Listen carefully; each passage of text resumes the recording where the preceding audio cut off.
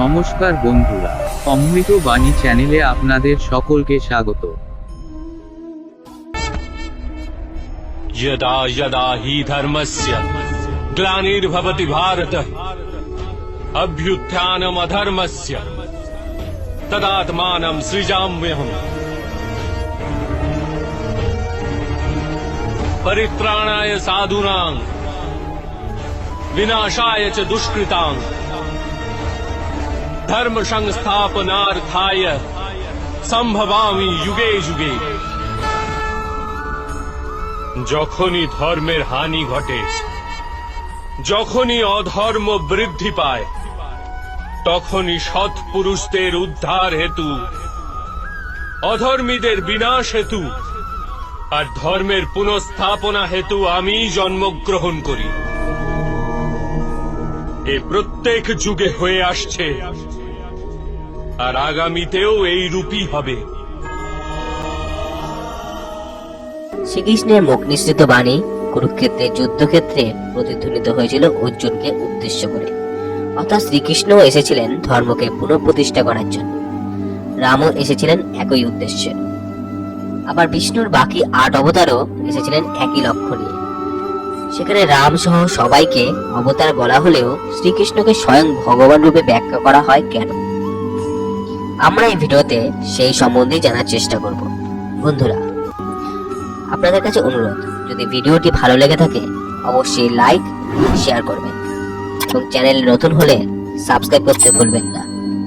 চলুন শুরু করি আজকের ভিডিও। বন্ধুরা, অবতার শব্দের অর্থ হলো অবতরণ করা বা নেমে আসা। অবতারী বিষ্ণু অবতার রূপে নেমে এসেছিলেন ধরায়। সমস্ত অবতারেরা তার অংশ। একমাত্র কৃষ্ণ সম্পূর্ণরূপে বিষ্ণু। বিষ্ণুকে কৃষ্ণরূপে আবির্ভূত হতে হয়েছিল দ্বাপর যুগে। পুরাণে এ কথাই বলা হয়েছে বারবার। পুরাণে বর্ণিত হয়েছে ঈশ্বররূপী কৃষ্ণ সমস্ত অবতারের অবতারী। বিষ্ণু আর কৃষ্ণের মধ্যে কোনো ভেদ নেই। যিনিই বিষ্ণু তিনিই কৃষ্ণ। বিশেষ উদ্দেশ্য সাধনের জন্য বিষ্ণুকে কৃষ্ণরূপে ধরায় অবতীর্ণ হতে হয়েছিল।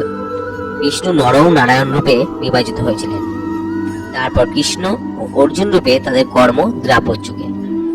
বিষ্ণু 10 অবতার হল মৎস্য, কূর্ম, বরাহ, নৃসিংহ, বামন, পরশুরাম, রাম, কৃষ্ণ, বুদ্ধ ও কল্কি। যদিও কৃষ্ণকে অবতার ও অবতারী 2 রূপেই পাওয়া যায়। অনেক ক্ষেত্রে আবার কৃষ্ণের জায়গায় বলরামকে অবতার বলা হয়। বলরাম ছিলেন শেষনাগের রূপ। শেষনাগকে বিষ্ণুর অংশ বলা হয়। এছাড়া আরো কয়েকটি অবতার রয়েছে বিষ্ণুর, যেমন হয়গ্রীব, মোহিনী, নর নারায়ণ ও শ্রী চৈতন্য মহাপ্রভু। এমন নানা অবতারের কথা উল্লেখ থাকলেও ব্রহ্মসংহিতায় বলা হয়েছে রাম আদিমূর্তি বিষ্ণুর অংশ হিসাবে আবির্ভূত হয়ে অবতার রূপে প্রকট হয়েছেন। কিন্তু শ্রীকৃষ্ণ পরম পুরুষ হিসেবে আবির্ভূত হয়ে আদি পুরুষ রূপেই প্রকট হয়েছেন। তাই বিষ্ণুর প্রধান 10 অবতারের মধ্যে 9 জনকে ভগবান বিষ্ণুর অংশ হিসেবে ধরা হয়।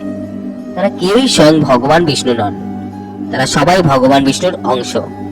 কিন্তু কৃষ্ণ হলেন স্বয়ং ভগবান বিষ্ণু। ভগবান বিষ্ণু নিজেই কৃষ্ণের রূপ ধারণ করে ধরাধামে বা পৃথিবীতে এসেছিলেন। বিষ্ণু আর কৃষ্ণ হলেন একই, কিন্তু রামচন্দ্র আর বিষ্ণু একই নন। শ্রীকৃষ্ণকে পূর্ণ বিষ্ণু শক্তি নিয়ে অবতীর্ণ হতে হয়েছিল। তার কর্মের পরিধি ছিল অনেক বেশি। ভগবদ্গীতার 11 অধ্যায় অনুসারে অর্জুনকে বিশ্বরূপ দর্শন করিয়ে শ্রীকৃষ্ণ প্রমাণ দিয়েছিলেন তিনি চতুর্বাহু ভগবান বিষ্ণু। নবরূপী অর্জুন নারায়ণ রূপী শ্রীকৃষ্ণের ভগবত্তা প্রমাণ করেছিলেন। বন্ধুরা, আজকের মতো এইখানে। যদি ভিডিওটি ইনফরমেটিভ লাগে তবে বন্ধুদের সাথে অবশ্যই শেয়ার করবেন এবং চ্যানেলে নতুন হলে অবশ্যই সাবস্ক্রাইব করে রাখবেন, যাতে করে এই ধরনের ভিডিও আপনার নোটিফিকেশনে সবার প্রথম আসে। ধন্যবাদ।